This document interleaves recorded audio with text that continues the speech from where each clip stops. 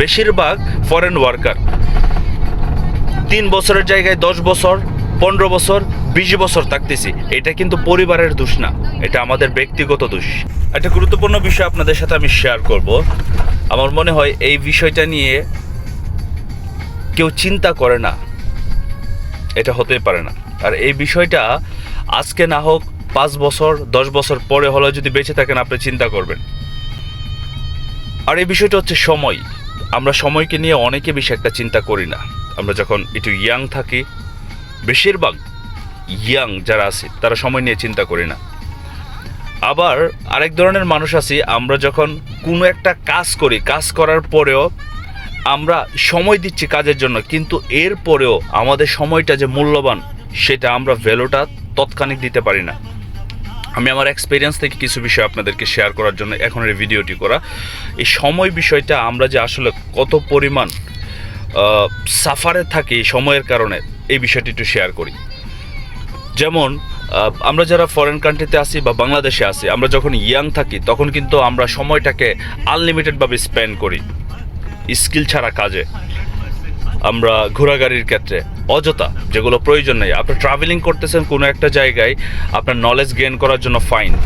আপনি কোনো একটা জায়গায় গেলেন যে জায়গা থেকে আপনার স্কিল ডেভেলপ, তারপরে হচ্ছে ভালো কিছু শিখবেন, সেটার ক্ষেত্রে অন্যরকম, সেটা হতে পারে। কিন্তু এই ছাড়া আমরা ঘন্টার পর ঘন্টা সময় নষ্ট করার জন্য অনেক ইয়াং জেনারেশন আছে।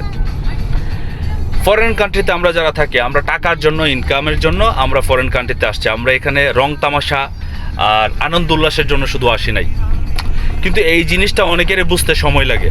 ফরেন কান্ট্রিতে আসার পরেই আমরা অনেকেই সিরিয়াস হতে পারি না, আবার অনেকেই সিরিয়াস হয়ে যাই।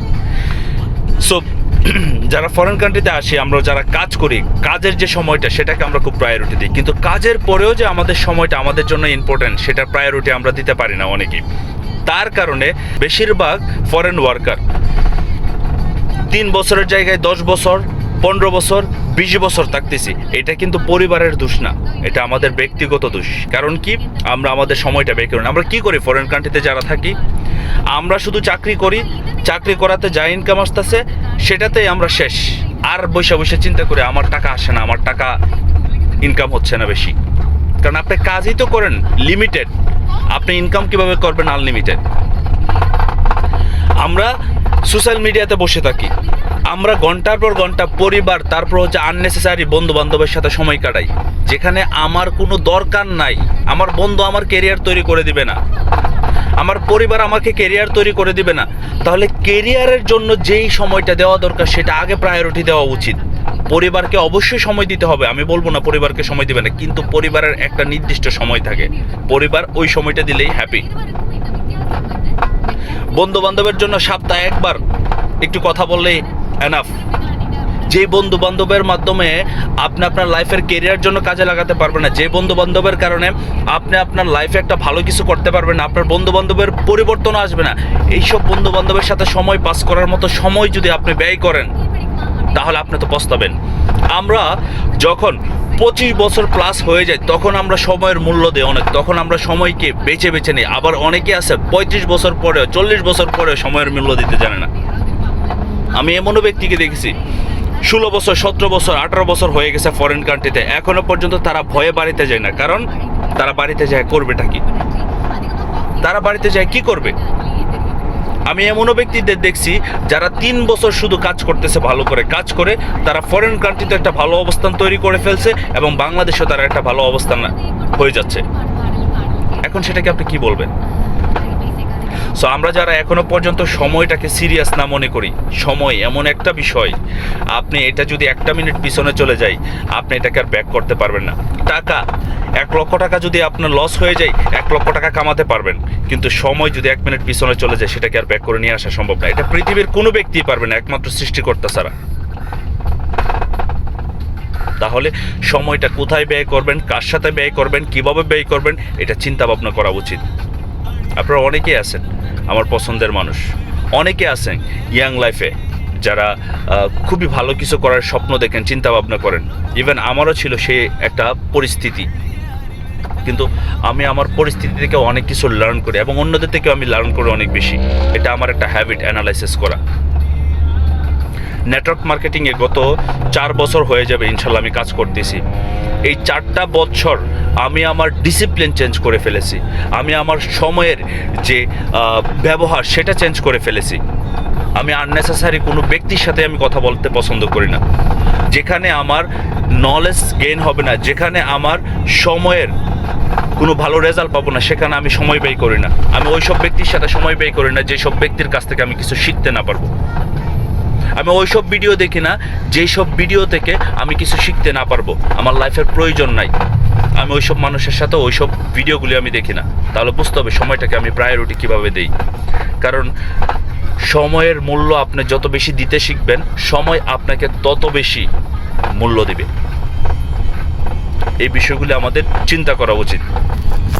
একটা বিষয় না বললেই না হবে, সেটা হচ্ছে আমি ইয়াং জেনারেশনদেরকে প্রচুর পরিমাণ দেখি যে তারা অনেক ভালো কিছু করতে চায়, সোশ্যাল মিডিয়াতে প্রচুর পোস্ট দেয় তারাও একদিন ভালো কিছু করবে। তারা কিভাবে ভালো কিছু করবে? তারা যদি সময়টাকে সঠিক জায়গায় এখন কাজে না লাগায়, যদি তারা মনটা স্থির না করতে পারে। আমি পৃথিবীতে এরকম ব্যক্তিকেও দেখছি যাদের বয়স 10 বছর, 15 বছর, 20 বছর, তারা মিলেনিয়ারের কাছাকাছি হয়ে যাচ্ছে।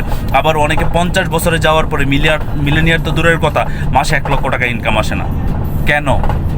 তারা ভালো অবস্থানে থাকতে পারে না, ভালো লাইফ লিড করতে পারে না। কেন? কারণ তারা সময়ের মূল্য দেয় না। আর যারা সময়ের মূল্য দিচ্ছেন তারা ভালো অবস্থানে চলে আসে। হাসি ঠাট্টাতে জীবন চলে না, আবেগে ইমোশনালি জীবন চলবে না। বাস্তবতায় আসতে হবে, রিয়েলিটি আসতে হবে। আমি যে গাড়িটাতে বসে আছি, এই গাড়িটার প্রাইস কম করে হলেও 1 কোটি টাকার উপরে হয়ে যাবে। কিন্তু কথা হচ্ছে এই যে গাড়ির প্রাইসটা যে পে করছে, সে কিন্তু আর্নিং করছে। আমার বসের গাড়ি, সে কিন্তু আর্নিং করে নিছে। সে তার, আমি যখন কাজ করার ওয়েগুলি দেখি তখন আমি নিজেই চিন্তার মধ্যে পড়ে যাই যে আসলে উনি কীভাবে টাইম ম্যানেজ করে এত কিছু। সেটা বুঝতে হবে। একটা মানুষ, তাকে পরিবর্তন করার জন্য সবচেয়ে ভ্যালু দেওয়া দরকার সময়ের প্রতি। সময়টাকে ম্যানেজ করেন, লার্নিংয়ের প্রতি সময় দেন। লার্নিং বলতে কি? যেই কাজ থেকে সফল হতে চান সেই কাজটাকে ভালো করে শিখেন, সেই কাজটাকে ভালো করে জানেন, গভীরভাবে জানেন, এবং সেই কাজটার সাথে ধৈর্য সহকারে লেগে থাকেন।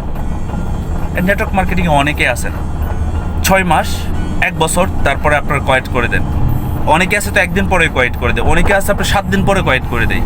কারণ কেন? এই বিজনেস করতে গেলে আপনাকে সময় দিতে হবে, সময় ম্যানেজ করতে হবে। সময় থাকে না, সময়কে আমাদের ম্যানেজ করতে হয়।